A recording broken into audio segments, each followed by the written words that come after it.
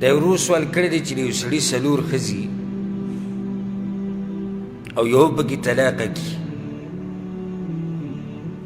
نو دا کومه ښځه چې طلاقه کي د دې د عدت په دې دوران کې بل واده کولی شي او که نه؟ د طلاق عدت دی که نه؟ څومره عدت دی؟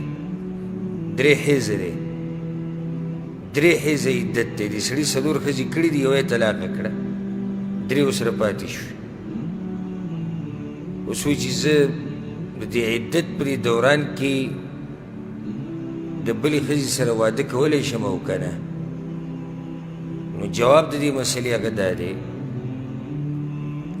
که چېرته د طلاق د رجعي طلاق ورکړی، رجعي طلاق څه ته وایي؟ اولنی یا دویم؟ که چېرته د طلاق اولنی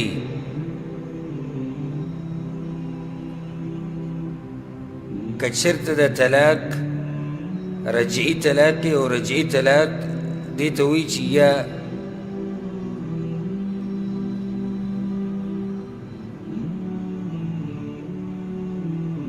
که چېرته د طلاق رجعي طلاق ورکړی او رجعي طلاق دې ته وایي چې اولنی یا دویم، چې د هغې نه بعد دې د ښځه را واپس کولی شي. نو بیا دې ځای کې د علماو اجماع ده چې د هغه وخته پورې دا سړی بل واده نشي کولی چې څو پورې د دې ښځې د عدت نه ختم شوی. ولې؟ ځکه چې څو پورې عدت نه ختم شوی دا ښځه خو د دې خاوند ښځه ده که نه؟ خیال هم دی که نه دی؟ یو سړی دی 4 ښځې دي، یو یې څه کړه؟ طلاقه یې کړه، هغه عدت تېروي. دی وایي زه بله کومه 4مه. موږ وایو نه، ستا له 4 شتي، څو پورې چې دې ښځې عدت نه ختم کړی هغه وخته پورې دا ښځه ستا ښځه ده. نو که عدت ختم شو بس دا ښځه د نکاح نه څه شوه؟ ووته. اوس که دې 4م واده کوي نو کولی شي، ځکه چې د 4 نه زیاتې ښځې کول دا ناروا دي او حرام دي، او دا ښځه د ښځه نه څنګه دی 5مه کوي. حدیث کې راځي که نه؟ په سنن ترمذي کې حدیث دی عبدالله بن عمر رضی الله عنهما چې هغه د یو کس تذکره کوي د غیلان ابن سلمه الثقفي رضی الله عنه. وی دې غیلان چې کله اسلام قبول کړو نو د ده 10 ښځې وي. پخوا جاهلیت کې د اسلام نه مخکې چا به 10 وي، چا به 15 وي، چا به 8 وي، چا به وي، او دا هغوی ته غټه د سړیتوب نښه به ښکاري، د سړي به ډېرې ښځې وي. دا خو نن سبا هر سړی یوې ته ناست دی. او که اوس که چېرته دویم واده تذکره مو وکړي بس داسې اخوا دېخوا وګوري چې پته چې څوک به ګزار کوي که څه کېږي. نو اوس هغه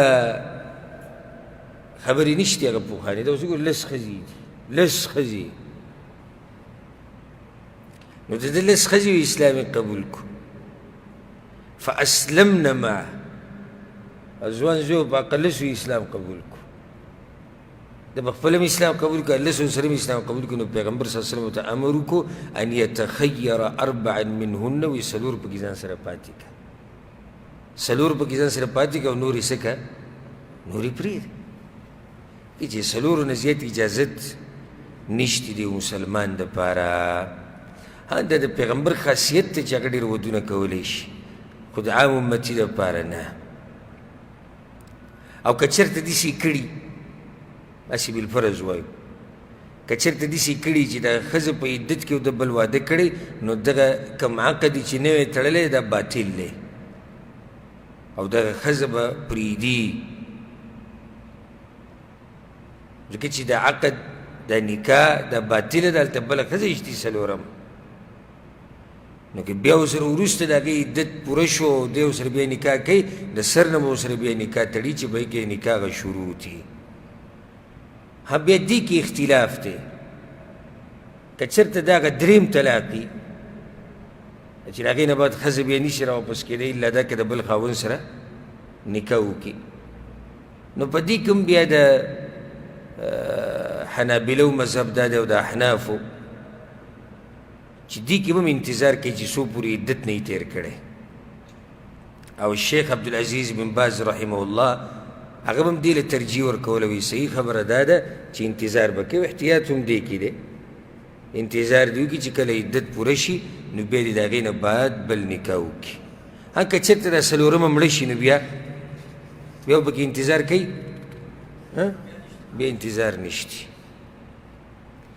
او ځکه یو سوال کله نه کله داسې علما ذکر کوي وایي هغه کم وخت دی چې سړی به پکې عدت تېروي هغه کم وخت دی چې سړی به پکې عدت تېروي نو هغه کم وخت ما ذکر کړو نو دا دوه حالاته شو